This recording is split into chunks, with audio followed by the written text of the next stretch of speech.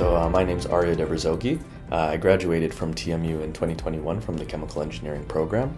For most of my career, both in co-ops and also post-graduation, have been in the nuclear industry within Ontario.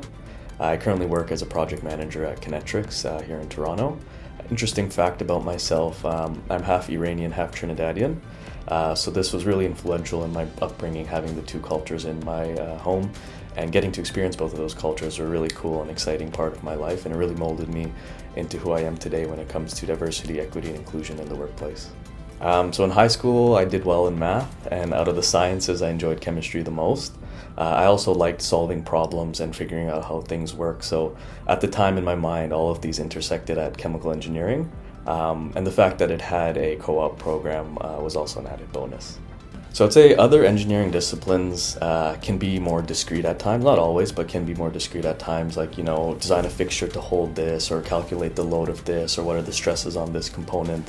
But chemical engineering has a little bit more of a flow of many different things, like your unit operations that come together, you're grinding this, reacting it with this, filtering out this part and collecting this and distilling it to get to your end product.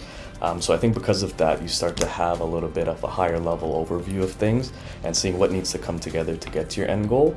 And then I also think since chemical engineering is more industry and process driven, I think it lends more to sustainability and green design than other disciplines, because the potential environmental impact that designs or decisions can have in a process or plant can have a much greater impact to the environment than, say, designing a circuit board or manufacturing equipment. So sustainable design is a big part of chemical engineering and is an important factor in that discipline. Yeah, there are many different and unique fields for chemical engineers. Of course, you have your typical oil and gas fields, but the energy industry as a whole is a really exciting sector for chemical engineers, especially within the nuclear industry. There are many other fields that can utilize the skills we learned in school: automotive, aerospace, even banking and software. We're good with numbers, we're good at understanding, we're good at critical thinking, and those skills really apply to many industries, and a lot of industries look to engineers for those skills, regardless of if it's an engineering role or not. And studying engineering doesn't really limit you as well to your typical engineering or designer roles. You have your more managerial roles, such as with project management, or even your more business development oriented roles with account management or technical sales as well. Sure, yeah, so I currently work as a project manager for our inspection and maintenance systems group. So I manage our CWEST program, that stands for Circumferential Wet Scrape Tool. So what we do, it is a tool that allows us to scrape the inside of pressure tubes in CANDU reactors and collect these scrapes for analysis to get a better understanding of the health of the reactor. So engineering is all across this program in terms of what we do from the design point of view, from procurement, for maintaining QA and reliability, to also executing in field on the reactors with our tool during planned outages. So in terms of skills, I would say a big skill is critical thinking and collaboration. Like, what problems are we faced with? What solutions do we have to these problems, and what options do we have to implement these solutions? That's a day-to-day skill that you have to use personally and with your team, and working as a team to come to these solutions. Organization is a huge one. You have your own internal commitments, but also external commitments to your clients. You're working with a team to delegate and assign work, and you're also managing competing priorities for you and your team. And then a big one is communication as well. I would say, you're constantly interacting with clients, status update meetings, design review meetings, preparing presentations, summarizing information, reviewing reports. So really a skill in being able to distill and present information in a digestible format is a really strong skill to have and refine entering an engineering role. I would say the willingness to learn and the willingness to try.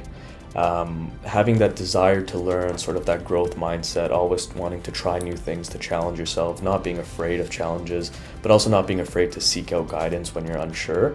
I think a lot of students are sort of afraid to step into that when they get out of school, but you have to be able to give things a shot, to try it out, to see if you can figure it out before you go for help. And I think people really recognize that when you're willing to learn and willing to try and you're not scared of failure, is something that people definitely pick up, and that sort of leads to a strong work ethic, right? You're a team player, you have this desire to grow, you're not afraid of challenges, right? And that will help build your time management and organization, help you become a strong team player. And I would say one piece as well is your presentation skills. It's not something you really learn about in school or focus on in school too much, but your ability to understand a concept and explain it in simple, understandable terms, or your ability to interface with your team and your clients and communicate clearly and confidently, both written in emails and vocally in meetings or in person. It's a very strong skill set to have and to refine. And I think I can talk about it. So one of the last projects I worked on in my previous group was supporting a turbine control panel upgrade for the control room in one of the reactors up at Bruce Power. So this was a really exciting project. We were tasked with basically building control panels for the control room and associated cabinets for the communication and interfacing. So this was really cool for me because it was a chance, an opportunity for me to actually go into the control room of one of these reactors. So I got to see the control room, I got to actually go behind the control room and see sort of the equipment that lives behind it and runs the interface of the station, and that connects to the station computer. So that was really cool, and it's an opportunity that not a lot of people get to have, to be able to see the control room. So for me, that was a great experience.